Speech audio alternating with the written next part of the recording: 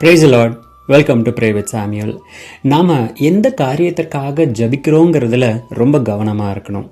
இயேசு மலை பிரசங்கத்தில் ஜனங்களுக்கு சாப்பிட உணவில்லாததுனால இருந்த 5 அப்பம் 2 மீனை கொண்டு பிதாவை நோக்கி ஜெபித்து ஆயிரக்கணக்கான ஜனங்களுக்கு உணவளித்தார். இதை இன்னொரு இன்சிடென்ட்ல பாருங்க. இயேசுவானவர் ஞானஸ்தானம் எடுத்ததுக்கு பிறகாக பிசாசினால் சோதிக்கப்படுவதற்கு ஆவியானவரினாலே வனாந்தரத்திற்கு கொண்டு போகப்பட்டார். அப்போ இயேசு 40 நாள் உபவாசமும் இருந்திருந்தார் இல்லையா?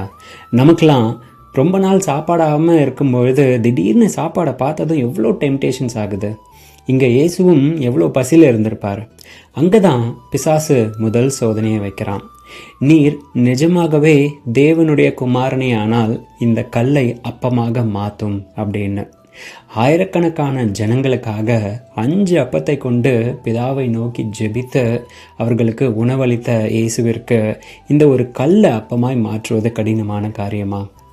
என்னதான் 40 நாள் உபவாசத்தில் இருந்து இப்போ பசியில் இருந்தாலும் ஏசப்பா அந்த கல்லை அப்பமாய் மாற்ற பிதாவை நோக்கி ஜெபிக்கல.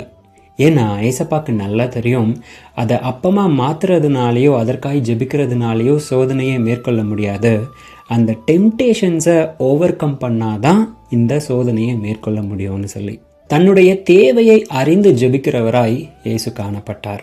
தேவ வார்த்தையினால அந்த டெம்டேஷன்ஸை இயேசு மேற்கொண்டார். இன்னைக்கும் நம்முடைய வாழ்க்கையில கடினமான சூழ்நிலையில கடந்து போய் கொண்டிருக்கும் பொழுது பிசாசானவன் சில டெம்டேஷன்ஸை கொண்டு வந்து நெருக்குவான்.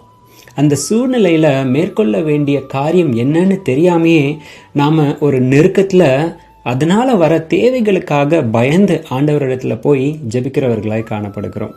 நமக்கான சோதனை என்னன்னா, விசுவாசத்திலே நிலைத்திருப்பதும் தேவ வார்த்தையை கொண்டு சூழ்நிலையை மேற்கொள்வதும். இது புரியாம சோதனையை அனுமதிச்ச கர்த்தரிடத்திலே போய் அந்த நெருக்கத்தினால வர காரியங்களுக்காக இன்னைக்கு நாம ஜெபிச்சுட்டு இருக்கோம்.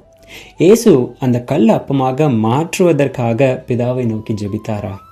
கொஞ்சம் யோசிச்சு பாருங்க. நாம இன்னைக்கு ஜெபத்துல எந்த காரியங்களுக்காக நேரத்தை செலவழித்து கொண்டிருக்கிறோம்?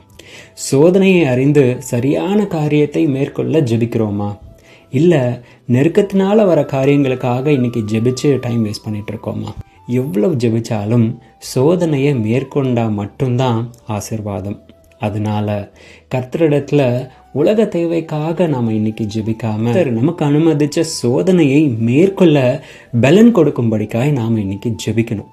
அப்போ பிசாசின் சகல காரியங்களையும் நாம மேற்கொள்கிறவர்களாய் காணப்படுவோம். God bless you.